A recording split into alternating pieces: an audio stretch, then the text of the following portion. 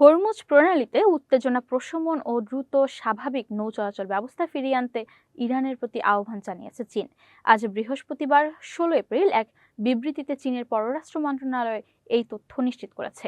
এর আগে বুধবার 15 এপ্রিল ইরানের পররাষ্ট্রমন্ত্রী আব্বাস আরাকচির সঙ্গে এক টেলিফোন আলাপে চীনের পররাষ্ট্রমন্ত্রী ওয়াং ই এই আহ্বান জানান। টেলিফোন আলাপে ওয়াং ই বলেন, হরমুজ প্রণালীতে ইরানের সার্বভৌমত্ব ও নিরাপত্তা বিষয়টি যেমন সম্মানজনক ও সুরক্ষিত থাকা প্রয়োজন, তেমনি আন্তর্জাতিক এই জলপথে নৌ চলাচলের স্বাধীনতা ও নিরাপত্তাও নিশ্চিত করতে হবে।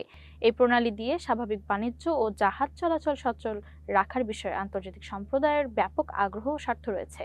চীনের পররাষ্ট্রমন্ত্রী আরও জানান, মধ্যপ্রাচ্যে ক্রমবর্ধমান উত্তেজনা কমিয়ে আনতে এবং আঞ্চলিক দেশগুলোর মধ্যে সম্পর্কের উন্নয়নে চীন তার প্রচেষ্টা অব্যাহত রাখতে ইচ্ছুক।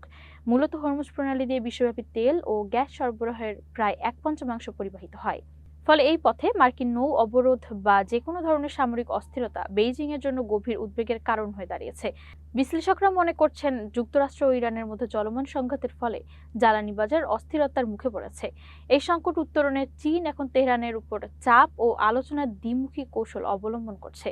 একদিকে চীন মার্কিন নৌ অবরোধকে দায়িত্বজ্ঞানহীনতা বলছে, অন্যদিকে ইরানকেও সংঘাত এড়িয়ে আন্তর্জাতিক নৌ চলাচল স্বাভাবিক করার পরামর্শ দিচ্ছে। বেইজিং এর এই কূটনৈতিক তৎপরতা মধ্যপ্রাচ্যে তাদের ক্রমবর্ধমান প্রভাবের বহিঃপ্রকাশ হিসেবে দেখা হচ্ছে।